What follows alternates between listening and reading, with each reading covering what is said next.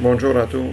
On va compléter notre série de séquences vidéo concernant la correction des devoirs des bacs principaux. Cette fois, on va essayer de corriger les devoirs des bacs scientifiques pour l'année 2017. Pour cela, j'ai téléchargé l'énoncé et montant et corrigé de ces devoirs. Donc tout d'abord, je vais vous présenter l'énoncé de ces devoirs concernant la section scientifique pour l'année 2017. Ça, c'est le premier exercice. Par la suite, deuxième exercice. Et dans la deuxième page, on a une petite problème sur 12 points. Ok. Ça, c'est l'énoncé de notre sujet. Et je vais vous montrer le corrigé avant de le voir ensemble. Donc, le corrigé pour le sujet de bac scientifique pour l'année 2017. On commence par le premier exercice, donc la corrigée du premier exercice, corrigée du deuxième exercice, pardon, ça c'est le deuxième, donc ici sur le deuxième exercice, par la suite on passe au problème, ça c'est le corrigé du problème. Ok, dans la deuxième page, ou bien dans la troisième page, donc je crois dans la deuxième page et troisième page. Ok. Et dans la quatrième page, ici on a le barème, donc vous pouvez suivre le barème, ok, de chaque exercice ou bien du problème final. Ok, donc on va retourner. Moi je vais afficher les deux fenêtres à côté, donc la fenêtre d'énoncé et la fenêtre de notre corrigé. Juste je vais réduire la taille d'affichage pour qu'on puisse suivre donc toutes les données. Ok. On commence par l'exercice numéro 1. Donc on peut lire ici notre question, bien même ici. Donc qu'est-ce qu'elle a dit? Et réécrire dans la colonne correction, c'est-à-dire dans cette colonne. Ok, dans cette colonne. Les phrases données dans la colonne proposition, dans la première colonne, en apportant les modifications nécessaires afin qu'elles soient correctes. Donc ici, toutes les propositions sont fausses. On va essayer de voir le corriger. Ok. On commence par, si vous voulez, je vais agrandir cette fenêtre. Donc on va commencer par la première proposition. Qu'est-ce qu'elle a dit la première proposition? La recherche dichotomique est une méthode de recherche appliquée à un tableau quelconque. La recherche dichotomique, c'est une méthode de recherche appliquée à un tableau quelconque, non? Donc, ou bien appliquée à un tableau trié, ou bien la recherche séquentielle est appliquée à un tableau quelconque. Donc, on va voir. La recherche dichotomique est une méthode de recherche appliquée à un tableau trié, ordonné, quelque chose de manière croissante ou bien décroissante. Ou bien on peut corriger aussi en disant que la recherche séquentielle est une méthode de recherche appliquée sur un tableau quelconque. Deuxième proposition, il a dit un tableau est une structure de données permettant de regrouper plusieurs éléments du type différent. Non. Un tableau est une structure de données permettant de regrouper des éléments ou bien plusieurs éléments du même type. Troisième proposition, c'est quoi? Les paramètres formels sont utilisés lors de l'appel d'un sous-programme. Non, les paramètres formels sont utilisés lors de déclaration du cours d'un module. Donc on va voir, les paramètres formels sont utilisés lors de la définition d'un sous-programme ou bien d'un module, au niveau de l'entête, c'est-à-dire. Ou bien on dit les paramètres effectifs sont utilisés lors de l'appel d'un sous-programme. Ok? Donc on corrige la première partie ou bien la deuxième partie. Quatrième proposition, c'est quoi? L'évaluation d'une expression formée par des opérateurs ayant les mêmes propriétés, c'est fait de gauche à droite ou bien de droite à gauche. Donc c'est fait de gauche à droite, on va voir. L'évaluation d'une expression formée par des opérateurs ayant la même priorité, c'est fait de gauche à droite. Par exemple, une expression qui contient plusieurs fois l'opérateur E ou bien l'opérateur OU. Donc dans ce cas, on va commencer à évaluer notre expression de gauche à droite. Et la dernière, c'est quoi? Il a dit le type scalaire énuméré définit un ensemble ordonné et fini de valeurs appartenant à un type prédéfini. Non, ne doit pas appartenir à un type prédéfini, le type scalaire énuméré. Donc il a dit le type scalaire énuméré définit un ensemble ordonné et fini de valeurs n'appartenant pas à un type prédéfini. C'est-à-dire les valeurs d'un type scalaire énuméré ne doivent pas être ni des entiers, ni des réels, ni des chaînes, ni des caractères. Donc ils doivent être des autres valeurs qu'on appelle des identificateurs. Ou bien on corrige l'inverse. Donc on dit le type intervalle, au lieu du type scalaire énuméré, on dit le type intervalle définit un ensemble ordonné et fini des valeurs appartenant à un type prédéfini. Donc le type intervalle utilise un ensemble de valeurs qui sont finies et ordonnée d'un type déjà prédéfini, par exemple type entier, ou bien type caractère, ou bien même type scalaire si on a déjà déclaré ce type scalaire numérique. Ok, on passe l'exercice numéro 2. Exercice numéro 2, donc on va retourner à notre énoncé.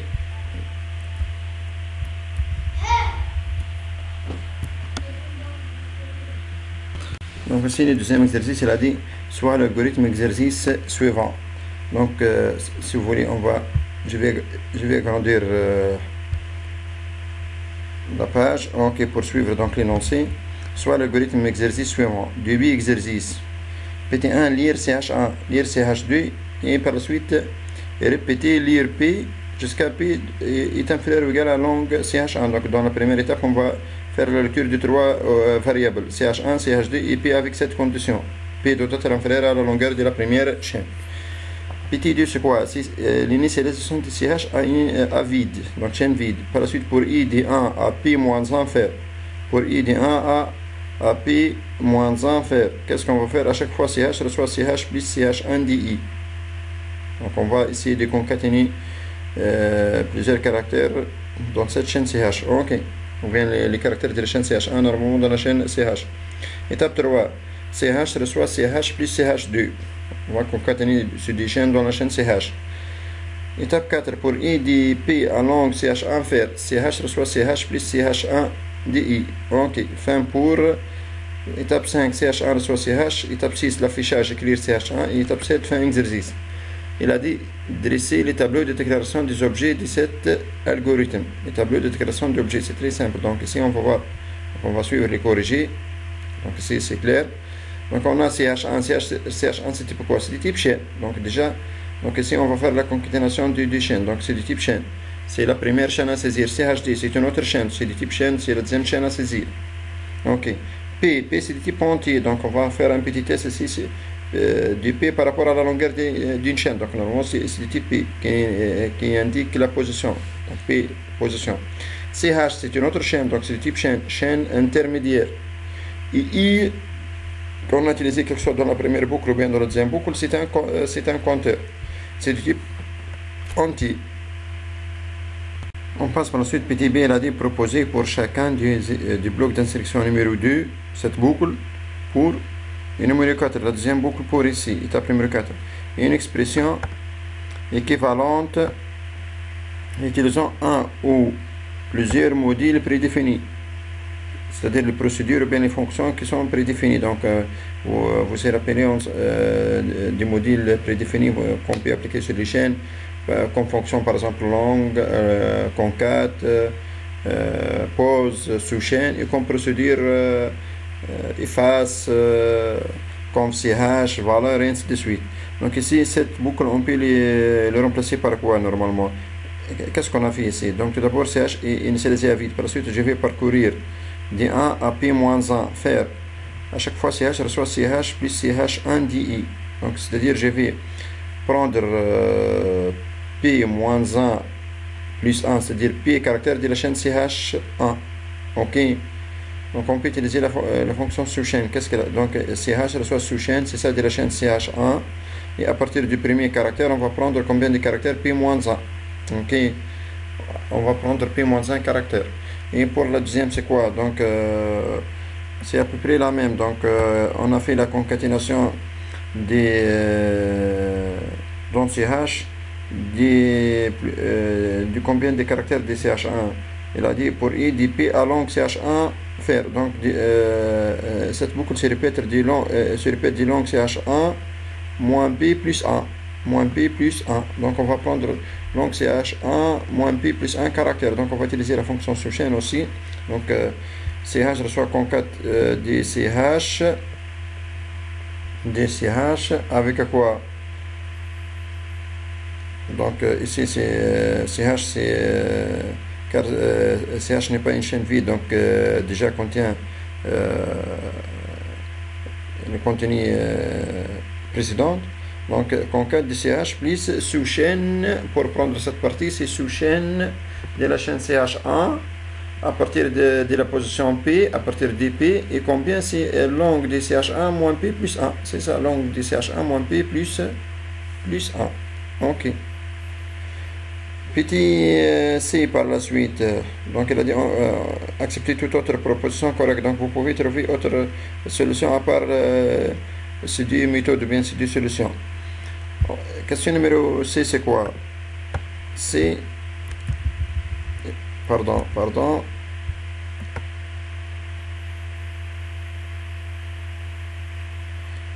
Quel est le résultat, quel sera le résultat affiché par cet algorithme pour CH1 égale à BAC 2017 et CH2 égale à 2016 et P égale à 5. Donc on peut appliquer ici donc si CH1 égale à BAC 2017. Ok. Donc ici vous regardez. Si CH1 égale à BAC 2017, alors qu'est-ce qu'on va faire? Donc CH est initialisé à vide. Par la suite, donc cette boucle, on a les modifié par la fonction sous-chaîne. Donc CH reçoit sous-chaîne des CH1 qui est BAC 2017. À partir de la position 1, on va prendre P-1 caractère. Donc à partir de la position 1, on va prendre P-1, c'est-à-dire 5-1, c'est-à-dire 4 caractères. Donc 1, 2, 3, 4, on va prendre BAC à la fin espace. Donc cette instruction ou bien cette fonction va retourner BAC avec espace. Donc CH, BAC avec espace, termine par espace.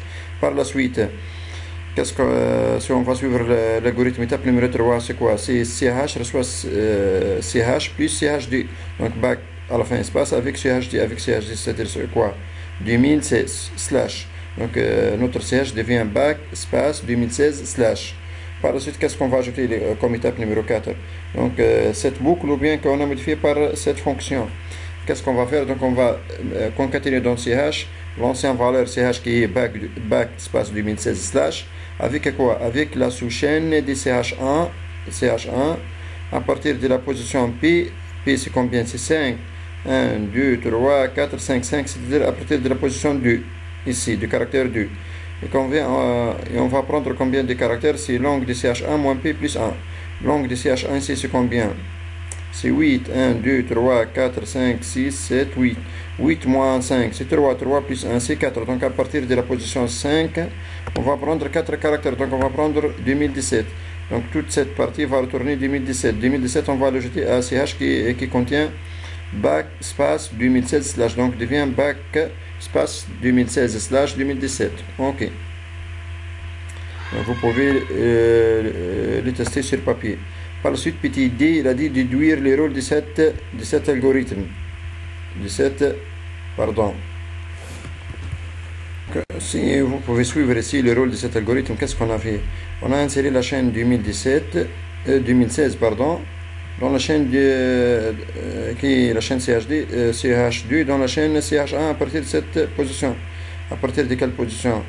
1, 2, 3, 4, 5. À partir de la position 5, c'est-à-dire à partir de la position P en fin de compte. Donc on a inséré la chaîne CH2 dans la chaîne CH1 à partir de la position P. Donc c'est ça, cet algorithme permet d'insérer une chaîne CH2 dans une chaîne CH1 à la position P. Question petit D, c'est quoi? Ou bien petit E. Quel est le modèle prédéfini ou bien standard parmi les modules qu'on a vu dans les cours qui peut jouer les mêmes rôles de cet algorithme? Ok, proposer l'appel correspondant. Donc ici, tant qu'on avait une insertion, normalement on va appeler la procédure insert. Ok, mais qu'est-ce qu'on va insérer ici? On va insérer la chaîne CHD dans la chaîne CH1 à partir de la position D. Donc on va appeler la procédure insert, c'est ça. Et on va insérer la chaîne CHD qui est 2016 slash ici, dans la chaîne CHE qui est BAC espace 2017, dans la position 5. Dans la position 5, c'est-à-dire à la position 2. Donc dans notre exemple, donc on va voir BAC 2016 slash 2017. Ok. Donc vous pouvez les tester et les vérifier sur papier. On passe cette fois à la deuxième partie sur le problème. Ok. Donc juste je vais. Ok, on va essayer d'agrandir tout d'abord l'énoncé. Donc on va essayer de lire ensemble l'énoncé. Par la suite, on va suivre les corrigés. Donc je vais agrandir l'énoncé et on va essayer de suivre ensemble. Donc on va essayer de lire l'énoncé ensemble. Il a dit une station de radio lance chaque début de semaine un concours hebdomadaire intitulé Hit Parade. pour classer 5 titres des chansons qu'elle propose à ses auditeurs et affiche les résultats du classement le samedi. Tout au long de la semaine, un responsable de la station reçoit par téléphone les propositions des participants au concours parmi ses auditeurs qui sont appelés à choisir les titres préférés afin d'ajouter à son score 3 points. Pour obtenir le classement final des 5 chansons suite à la participation d'un nombre donné des auditeurs de la station, on se propose de créer un programme qui permet de tout d'abord remplir un tableau T1 par les 5 titres des chansons, sachant qu'un titre est composé uniquement par des lettres alphabétiques ou bien des espaces. Par la suite, saisir le nombre n de participants avec n doit être entre 5 et 100. 3. Générer un tableau T2 représentant les scores des 5 chansons en ajoutant 3 points au score des chansons si le numéro qui lui correspond a été choisi par un participant. Ce numéro est un chiffre allant de 1 à 5, représentant l'emplacement de la chanson dans le tableau T1. Et enfin, afficher les classements des chansons comme indiqué dans l'exemple ci-après, en commençant par les titres de la chanson ayant la plus grande score. Il est à noter que les chansons ayant un même score auront un même rang dans le classement. Exemple. Donc, on va voir l'exemple ici. Donc, tout d'abord, le tableau T1 qu'on va remplir par le nom des chansons donc, contient les chansons Happy, Sorry, My Kimo, Rosa et Hello. Et on suppose le nombre de participants ici égal à 11. On a 11 participants. Par la suite, le choix de ces participants, donc le premier participant a choisi la chanson numéro 5, le deuxième a choisi numéro 4, et le troisième a choisi numéro 5, et ainsi de suite. Donc, qu'est-ce qu'on va obtenir normalement pour le tableau T2 ici, qui contient les scores des chansons choisies par les participants? Pour les chansons numéro 1, ayons comme score 9. Pourquoi? Car normalement, on a 3 personnes qui ont choisi cette chanson. Donc, c'est les participants numéro 4, numéro 7 et numéro 10. Donc, 3 personnes et à chaque fois, donc, on va ajouter plus 3. Donc, 3 fois 3 égale à 9.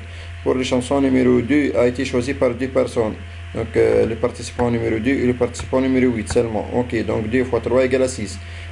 Chanson numéro 3 n'a été choisie par aucun participant. Donc c'est pour cela que son score est égal à 0 et ainsi de suite. Numéro 5 par exemple est égal à 12. Donc on a 4 personnes qui ont choisi cette chanson. Numéro 1, numéro 3, numéro 6 et numéro 11. Ok.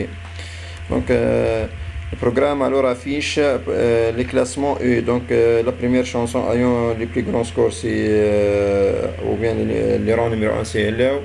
Deuxième c'est Happy, pardon. Troisième c'est donc on a 2 Sorry et Rosa et ainsi de suite. Donc numéro 4 My Kimo. Donc elle a dit les questions, analyser les problèmes en les décomposant en modules et écrire les algorithmes cette fois, les algorithmes. Ok, donc ici on va faire l'analyse mais ici on va faire l'algorithme. Écrire les algorithmes et les tableaux, donc des déclarations relatives au module envisagé. Ok. Donc on va retourner, pardon, juste je vais retourner un peu ici, donc à l'énoncé si vous voulez. Ok. On va voir donc les corriger ensemble.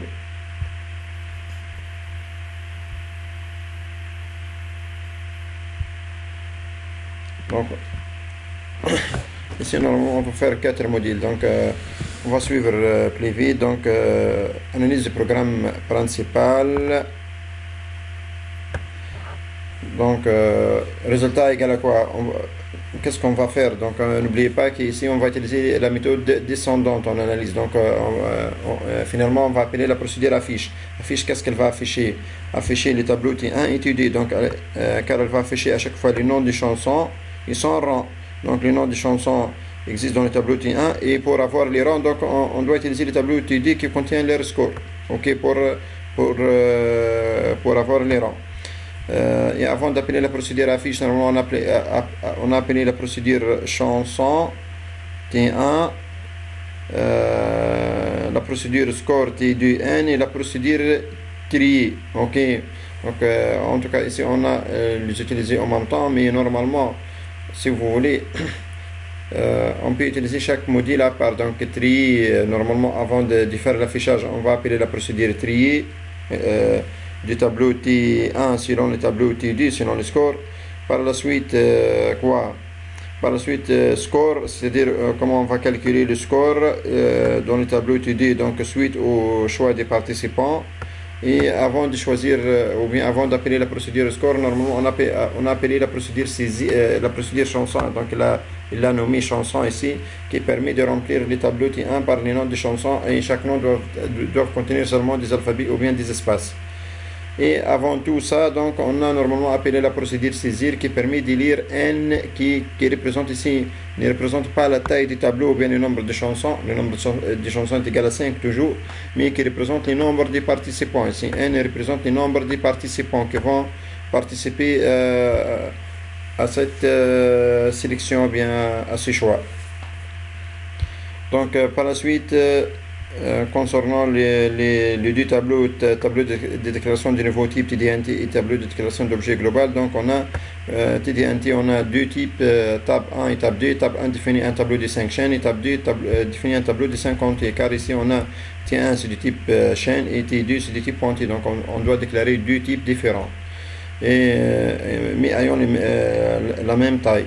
Pour les objets globaux ou bien les objets pour le programme principal, donc on a T1 qui est du type tab 1 qui contient des chaînes. Du type tab 1 c'est un tableau de chansons. T2 du type tab 2 qui contient les scores, donc c'est du type entier qui contient les scores. N c'est du type entier qui représente le nombre de participants. Et les 5 modules ici, saisir, chanson, score, trier, afficher, ce sont tous ce sont des procédures. Et le rôle, donc saisir, c'est très simple pour saisir le nombre des participants. Chanson, c'est pour remplir les tableaux des chansons, ou bien les tableaux T1. Score, c'est pour calculer le score dans les tableaux, ou bien pour remplir les tableaux T2, donc par le score. Trier, c'est trier les scores et les chansons, donc on va trier les chansons et le score, sinon le score d'une manière décroissante, donc en commençant par le plus grand score. Et enfin, afficher, c'est très simple, c'est une procédure qui affiche les résultats, c'est-à-dire les noms des chansons classés par score ou bien par rang. Par la suite, PT2, les algorithmes des modules envisagés. On commence par, donc elle a commencé par module chanson, qui permet de remplir les tableaux T1 par les noms des chansons. Donc ici, pour remplir ces tableaux, tout d'abord, donc étape 0 c'est la définition de notre module, donc définition du proc, c'est une procédure chanson. Et ici on va passer seulement à T1 qui est de type tab 1, qui est de type tab 1, mais avec quel mot de passage? C'est avec mot de passage par variable, car cette procédure va remplir ces tableaux qui est initialement vide. Ok, donc si vous remarquez ici on n'a pas passé la taille du tableau n, car ici donc dans notre exercice ou bien dans notre problème, la taille est fixe, donc toujours notre tableau est de taille 5. Ok, donc pour i de 1 à 5, donc déjà il a utilisé comme intervalle de 1 à 5 faire. Et n'oubliez pas qu'ici dans l'énoncé, donc on doit remplir les noms formés seulement par des alphabets et des espaces. Donc pour cela on va utiliser une boucle répétée, donc répéter, écrire, saisir les titres de la chanson numéro i, lire T1 de i jusqu'à une fonction, donc on va appeler une fonction vérif qui va vérifier le nom de ces chansons T1 de i, et fin pour fin chanson. Donc ici comme variable pour cette procédure, ou bien dans les tableaux de déclaration d'objets local TDOL, on a i, c'est le type entier, c'est un compteur, c'est très simple, et on a vérif, c'est une fonction. Qu'est-ce qu'elle va faire? Qui vérifie si une chaîne est composée uniquement des lettres et des espaces, car les noms doivent contenir seulement des lettres et des espaces. Pour le module vérif, qui est une fonction, donc c'est une fonction, donc définition d'une fonction vérif qui nécessite une T1 de i en fin de compte qui est une chaîne. Donc ici ça c'est le paramètre effectif qu'on a utilisé lors de l'appel, mais ici c'est un paramètre pardon, formel, donc c'est h, c'est du type chaîne, et avec mot de passage toujours par valeur. Donc dans les fonctions on ne passe jamais des variables avec mot de passage par variable. Et le type de résultat c'est du type booléen, car elle va vérifier est-ce que notre chaîne est correcte, oui ou non, vrai ou false. Donc qu'est-ce qu'on a fait? On a utilisé un compteur J initialisé à 0, répété J reçoit J plus 1, donc l'incrémentation de notre compteur, pour parcourir cette chaîne jusqu'à quoi? Jusqu'à ou bien nom du magis du CH, du I et du J dans A, Z, c'est-à-dire on va trouver un caractère, lorsqu'on va les convertir en majuscule, n'existe pas dans l'intervalle, ou ne fait pas partir de l'intervalle A, Z, donc dans ce cas on va retourner false, ou bien on va retirer la boucle, ou J égale à longue CH, c'est-à-dire on va incrémenter J jusqu'à J arrive à la fin de notre chaîne CH. Et après la sortie de cette boucle, donc on va retourner quoi dans vérif? On va retourner S qui est majus du CH de J dans A, Z et espace. Donc n'oubliez pas l'espace. Ici, moi j'ai oublié l'espace. Donc on a l'intervalle A, Z avec espace. Donc vérif va retourner le résultat de cette condition S qui est majus du CH de J dans A, Z espace. Si oui, alors elle va retourner true. Si cette condition est false, alors elle va retourner false. Ok. Donc ici, la fonction va s'arrêter, ou bien la boucle répétée va s'arrêter, ou bien suite à cette première condition, ou bien suite à la deuxième condition. Donc vous pouvez donc ici tester, ou bien sur la première condition, ou bien sur la deuxième condition. En tout cas, moi j'ai donc ici elle a testé sur la première condition. En tout cas, donc si magis du CH de J est dans A, Z et avec espace, alors il va retourner true. Donc dans ce cas, on va retourner true. Sinon, il va retourner false. Donc on va retourner ici false. Comme variable locale dans les tableaux de déclaration d'objets local ici, c'est seulement J qui est d'équipe anti qui est un compteur. On termine avec par la suite module saisir. Donc ici PTC module saisir. Module saisir, c'est permet de lire un entier n qui est dans l'intervalle 500. C'est très simple. Donc définition d'une procédure saisir. N du type entier avec n avec mot de passage par variable, c'est très simple ici, donc car cette procédure va lire l'entier n et en même temps elle va retourner cet entier au programme principal. Donc on va utiliser une boucle répéter, écrire, saisir le nombre de participants, lire n jusqu'à n dans 500 et fin saisir. Donc ici pour cette procédure on n'a aucune variable locale, donc c'est pas obligatoire. Ce n'est pas nécessaire de déclarer ce tableau, donc déjà on n'a aucune variable locale. On passe au module saisir, la procédure saisir, score qui permet de faire quoi? C'est de calculer le score de chaque chanson selon le choix des participants. Ok, on va calculer le score de chaque chanson selon le choix des participants. Donc c'est qu'est-ce qu'on a fait dans notre algorithme. Ça c'est un algorithme, n'oubliez pas que ce sont tous des algorithmes. Donc définition du proc, procédure, score. On va passer comme paramètre TD du type tab2 qui va contenir des entiers et n du type entier. Concernant les modes de passage, donc seulement TD qu'on va les passer avec mode de passage par variable, car cette procédure, le but de cette procédure c'est de remplir ce tableau TD qui est initialement vide. Ok, mais n on va l'utiliser comme étant paramètre à partir du programme principal, car n est déjà lu par la procédure saisir. Donc tout d'abord, pour étape numéro 1, pour i de 1 à 5, donc n'oubliez pas que notre tableau ici est aussi de taille 5, donc pour i de 1 à 5, TD de reçoit 0, donc on va mettre des 0, on va initialiser notre tableau par des 0 tout d'abord. Par la suite, pour i de 1 à n faire, donc ici pour i de 1 à n faire, selon le nombre de participants. Si on a 11 participants, on va parcourir notre boucle 11 fois. Si on a 100 participants, on va parcourir 100 fois, et ainsi de suite.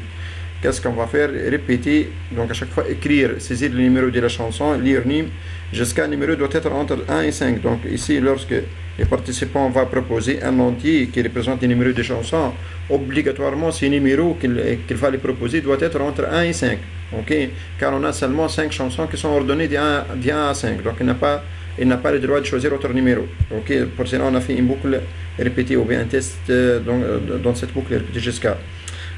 Par la suite, tu2 du NIM, par exemple, si l'utilisateur a choisi 4, on suppose, alors tu2 du 4 reçoit l'ancienne valeur de tu2 du 4 plus 3. Si l'utilisateur, on suppose, a choisi 1, donc dans ce cas, tu2 du 1, c'est-à-dire la première case du tableau tu2, va prendre l'ancienne valeur tu2 du 1, ou bien l'ancien contenu, plus 3, et ainsi de suite.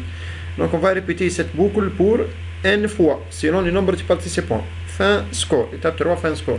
Donc comme objet local ici dans le titre du OL, c'est très simple. On a i qui est du type entier et qui est un compteur, et on a num qui est du type entier qui représente le numéro de la chanson choisi par les participants. Donc numéro de la chanson choisi. Ok. Par la suite, L'autre module, c'est petit e, c'est le module trier. Donc on va trier les deux tableaux T1 et T2 selon les scores, selon les valeurs du tableau T2, c'est-à-dire selon les scores d'une manière décroissante. Donc qui ayant le plus grand score, on va les mettre le premier. Donc pour cela, donc qu'est-ce qu'on a fait? Donc ici dans la procédure tri, donc étape 0 c'est définition de proc trier. On va passer comme paramètre T2 du type tab 2 et T1 du type tab 1, mais avec le mot de passage par variable, car ici les deux tableaux vont être écrasés ou bien leurs valeurs vont être modifiées. Ok, car on va faire le tri. Étape numéro 1 c'est quoi? C'est pour i de 1 à 4, pour i de 1 à 4. Pour i de 1 à n-1, c'est-à-dire d'une manière générale. Donc ici on va utiliser, il a utilisé la méthode de tri à bulle. Tout d'abord, il va utiliser variable p max, pose max, égale à résultat retourné par une fonction nommée pose max du tableau T2 à partir de la position i, c'est-à-dire si i égale à 1, donc T2 de 1, si i égale à 2, alors T2 à partir du tableau T2 à partir de la position 2, si i égale à 3, alors du tableau T2 à partir de la position 3, et ainsi de suite. Et à chaque fois, c'est quoi? Si T2 du pose max, si T2 c'est la valeur de la case T2 P max, ok, de la case d'indice P max du tableau T2 est différente du T2 de I, alors dans ce cas il va faire la permutation. OX1 reçoit T2 du pose max, T2 du pose max reçoit T2 de I et T2 de I reçoit OX1. Et en même temps, donc, il va faire la permutation dans notre tableau. Ok, donc OX reçoit dans le premier tableau, OX reçoit T1 du pose max, T1 du pose max reçoit T1 de I, T1 de I reçoit OX. Fin si, fin pour. Ici, comme module, qu'est-ce qu'il a utilisé? Donc, on a plusieurs, comme objet, pardon, il a utilisé plusieurs objets. On a I, c'est type entier, c'est un compteur. Et quoi aussi? P max, c'est du type entier qui représente la position de l'entier maximal. Ox, c'est Ox 1 et Ox 2, c'est du type entier qui sont. Vous regardez, donc ici, on a une petite faute. Donc, Ox 1, il l'a utilisé pour permettre dans le tableau T2, c'est du type entier, ok, c'est une variable intermédiaire. Mais Ox 2, il l'a utilisé pour faire la permutation dans le premier tableau, ok, qui est du type chaîne. Donc ici, Ox 2, c'est du type chaîne, et non pas du type entier. Ok, c'est une variable intermédiaire, mais c'est du type chaîne. Vous pouvez le corriger ici, c'est du type chaîne, ok. Donc, si vous voulez, en tout cas, ça, c'est du type chaîne. Ok, donc moi je ne vais pas les corriger, mais vous pouvez les corriger vous-même. Et pose max, c'est quoi? Pose max, c'est une fonction qui va renvoyer la position du maximum. Ok, du maximum. Par la suite, pour les, donc on va essayer de faire l'algorithme de la fonction pose max. Donc pose max ici nécessite quoi? Nécessite deux paramètres formels, T2 du type tab2, donc ici T2 du type tab2 et I qui est du type entier. Et qu'est-ce qu'il va retourner? Il va retourner la position du pose max, donc elle va retourner un entier, la position du pose max entier. Et tout d'abord, donc étape numéro 1, PM, variable locale ici pour cette fonction, est initialisée à I. Pour J de I plus 1 à 5, faire si T2 de PM est inférieur à T2 de I, alors PM reçoit J. Et fin si, fin pour. Et lorsqu'il va retourner, qu'est-ce qu'il va retourner dans la fonction ou bien dans le nom de la fonction? Il va retourner la valeur de la variable PM. Donc il se peut que PM reste égal à I, il se peut que PM donc va être écrasé par autre valeur J. Ok, donc ici le but de cette fonction c'est quoi? C'est de rechercher la position maximale dans ces tableaux. Ok, à partir de la position I. Ok. Comme variable locale pour cette fonction ou bien pour ces modules, donc I c'est du type entier, c'est un compteur aussi, et PM c'est du type entier qui est la position maximale qu'il va rechercher. Donc ici, juste une petite remarque, donc au lieu d'utiliser toute cette fonction pour rechercher la pose max et appeler cette fonction ici, normalement on peut utiliser la méthode classique que vous avez vue dans les cours concernant le tri à bulle. Donc ici on peut travailler direct sur l'indice ou bien on peut utiliser autre boucle ici et à chaque fois on va se positionner sur l'élément numéro J, que ce soit numéro 1 ou bien 2 ou bien 3. Donc vous pouvez retourner au cours ou bien au livre, aux manières scolaires, pour voir l'énoncé, pour voir la correction ou bien la syntaxe du triabi. Ok, c'est plus simple qu'utiliser un autre module comme ça. On passe enfin au module affiche.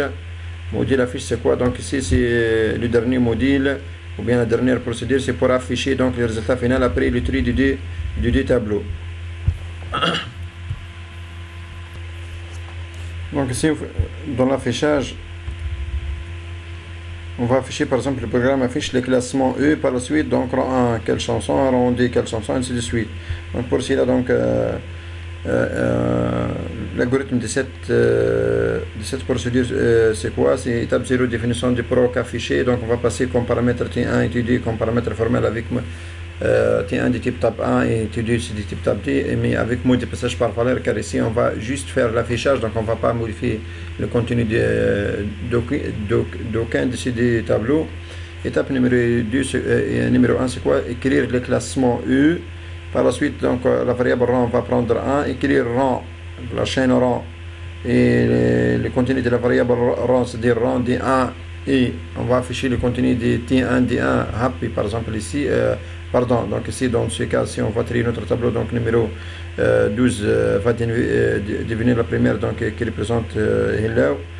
Par la suite, pour i du 2 à 5, à la fin du tableau, faire si tu 2 de i-1 est égal à tu 2 de i. C'est-à-dire, si on suppose le contenu de la première case est égal au contenu de la deuxième case, alors dans ce cas, on va faire l'affichage de T1 de i sans incrémenter les rangs.